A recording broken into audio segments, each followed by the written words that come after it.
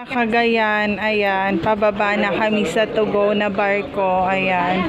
Tapos may nangyari, nawala yung towel ko, tas nawala yung ibang damit ko, and yung short na dala ko sobrang iksi.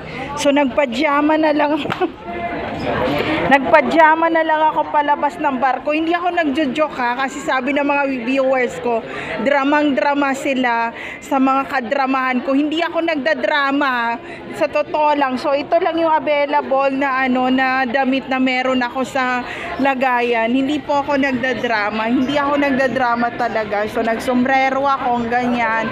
Tapos salamin ni Mister kasi nawala yung salamin ko. So ayan, hindi ako nagdadrama. So tinali ko na lang yung buhok ko, ganyan. And may nagsabi na pasahero na sobrang lamig na lamig ako. Hindi ako lamig na lamig. Nakapanjama pa ako. Nakapanbahay pa ako ng sleeper talaga. Tas nung papunta kami ng pier, babanggahin yung motor na sinakyan ko. How VIP I am to do that. As in, lahat ng malalaking truck talaga nakaharang sa amin papunta dito sa Cagayan de Oro. Ba't takot na takot kayo sa akin na?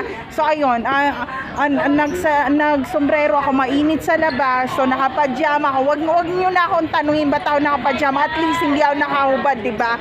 So ayun, there's no safe place to all targeted individual out there. Take care always, everyone.